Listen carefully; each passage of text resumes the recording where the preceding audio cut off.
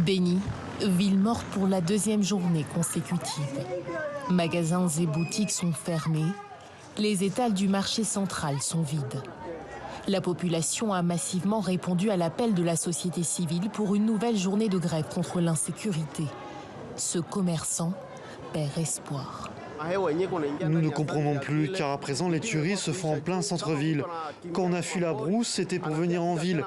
Béni était un lieu sûr, mais maintenant qu'on est ici, on a les mêmes problèmes.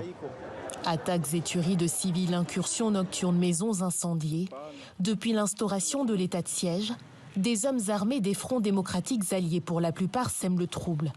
Les habitants vivent la peur au ventre. 7 hommes blessés à la tête et au visage et traumatisés. Il a été agressé chez lui comme 4 autres familles de la commune de Moulékéra ce jour-là. C'était le 24 août, vers 1h du matin. Les hommes armés sont arrivés.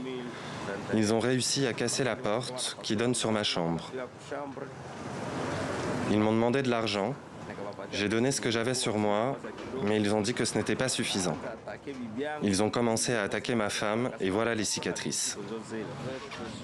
Pour la société civile, l'état de siège doit être levé et les autorités civiles remplacées par des autorités militaires et policières.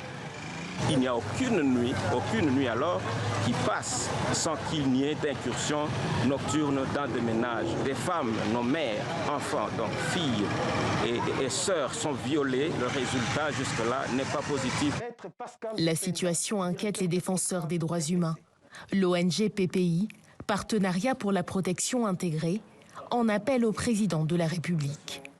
Depuis la mise en place de l'état de siège en mai dernier, l'organisation déplore au moins 51 cas de violation des droits de l'homme et 6 assassinats dans les provinces du Nord Kivu et de l'Ituri.